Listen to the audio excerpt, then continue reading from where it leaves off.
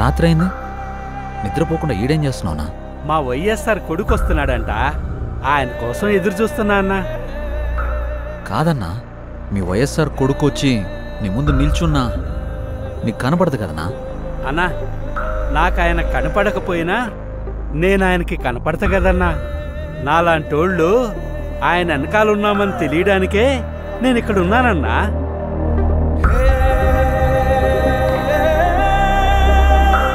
తండ్రి పోయాడనుకుంటే కొడుకొచ్చాడు.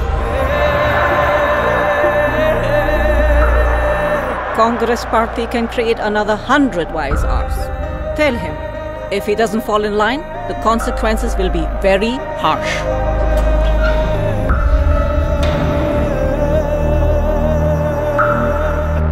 ఉన్నదంతా పోయినా పర్వాలేదు అని తెగించిన జగన్ లాంటోడితో యుద్ధం చేయడం మనకే నష్టం మేడం.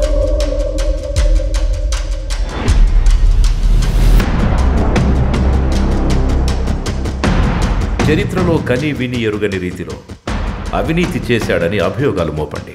1,00,000 కోట్లని 1,00,000 సార్లు చెప్పించండి. ఒక అబద్ధాన్ని నిజం చెయ్యాలంటే అది మీడియాకి మాత్రమే సాధ్యం.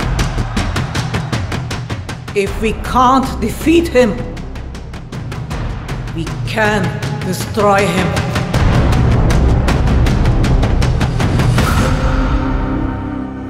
చరిత్ర నన్ను గుర్తుపెట్టుకుంటుందో లేదో నాకు అనవసరం అన్నా, కానీ ఒకవేళ గుర్తుపెట్టుకుంటే తండ్రి కోసం ఇచ్చిన మాట తప్పని కొడుకుగా మీరన్నా ఆ చరిత్ర గుర్తుపెట్టుకుంటే చాలన్నా.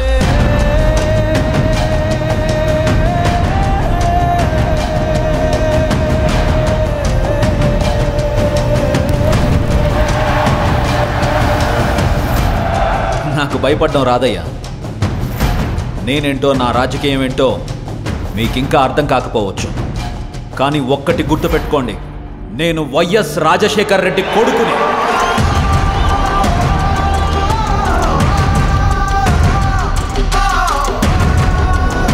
నా రాజకీయ ప్రత్యర్థినైనా శత్రువునైనా ఓడించాలనుకుంటానే కానీ మీ నాయకుడిలాగా వాళ్ళ నాశనం కోరుకోనయ్యా.